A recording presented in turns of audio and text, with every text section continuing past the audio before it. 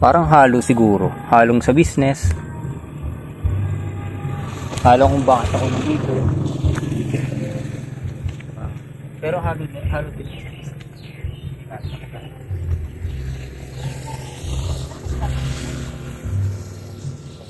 Kasi ako magkasabit.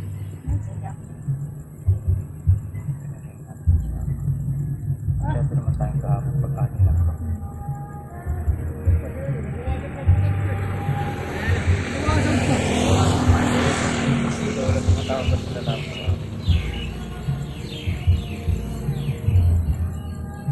Gusto nakakalitan mo. Yung... Sayang malamig na.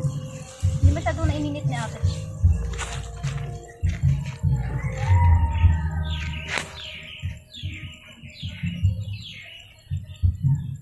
Okay na. Oh. May iso ba ulit kayo?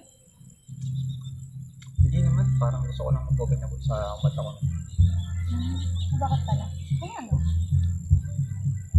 Kasi sa totoo lang, for magkasakit, dami ko nang pinupuli-puli sa buhay.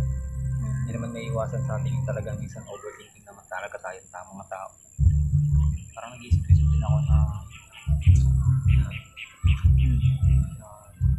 doon lang ako sa mauban, kaya pa yung buhay. Habang kasama ko yung magulang ko, sinakita ko kay mama na umiidip na sila. Sinunod Gusto mo yung samahan? so silang samahan, siyama. Sabi ko, sa isip ko, sabi ko, okay, mag-business na kami dito siya. Total naman kami, maganda mag-tandem talaga. Yung nga pinakamaganda ka para mag-i-independent. Pinakamagandang way is just to... Oo, sulitin ko na yung panahon na, kasi si mama napapansin ko lagi na bibili, kaya maging kontikat,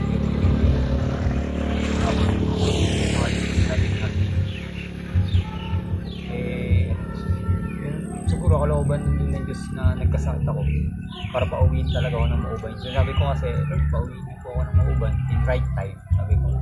Pero ang dahilan kasi kung bakit nag-i-stay din ako ng mas malapit sa Tayabas din. Noon pa talaga ako nakauwi sana dito. Pero ako lang yung pumili na mag-stay din kasi sabi ko, gusto kong sulitin na habang kasi mas malapit ka nga doon. Sabi ko, wala kasi ako masyado nakakasama talaga na tao sa season ngayon. Sabi ko nga, dito na ko ngayon.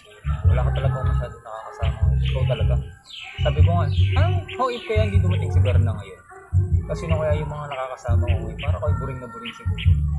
Pero buti nila may nakasama akong bago sa buhay. Kasi ikaw lang talaga yun yung kaibigan ko totally sa labas. Nakakatawa pa nun yung paano tayo nagkakilala. Pinaka-random sa lahat. Wala kasi ako naging kaibigan talaga na yung lihitin galing sa... Pero lang yung mga dati kong kaibigan ha. Simula kasi may naging Christian talaga kami. At lalo nag-focus na ako dati sa pagkakaibigan sa church. Once naging kaibigan ko, napansin ko nga naman. Kahit tagalabas ko sila ngayon. Pero galing lahat pa rin sa church. Sabi ko, tagal ko nang hindi nagkakaroon ng kaibigan na galing sa labas. Pero may makilala man ako, hindi ko talaga yung sasabihin kagaya mo. Oo, yung kagaya mo na nakakasama. Yung bang kagaya nito mag-meet up. Walang ganun eh.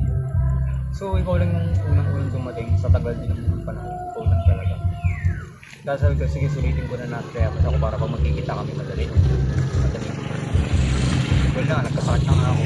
Tapos mag-isip ko nga na sino lang ako dito. Kasakit ako rin sila mama na nahihirapan na rin. Sige, tutulungan ko sila. Total naman na dapat rin parang okay. Hindi naman ako pababayaan. Sabi ko, nag-provide naman. Kahit nandito ako sa Mauban. Kahit mababa ang standard of living dito, wala kasing trabaho dito sa mga lalaki. Wala dito. Papaunan ka sa kung magpuso mo ng office, power plant lang tsaka munisipyo. Ganun lang ang trabaho dito. O kaya yung sa mga small dito. Pero nga lang, more on na nakakapasok. Yung may mga kapit lang. Kakilala ng kakilala. Kaya wala kang bakante. Talaga dito, more on na lalaki dito naging-negosyo. At umaalis ang lugar.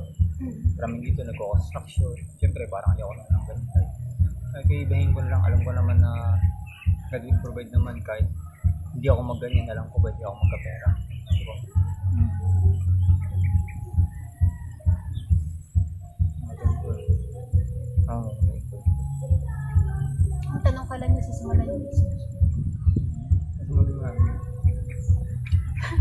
narinig ko, ako na minamnam na.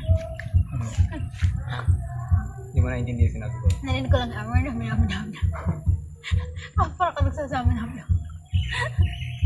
Alam nga, pala sa kanila yung plano. Ano, bibili na ng terrace kay mama. Kaya?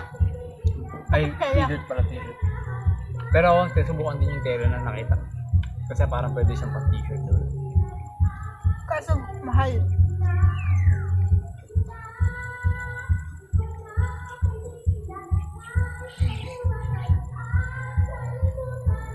Hindi ko makuya. Hindi ako makapagsalita.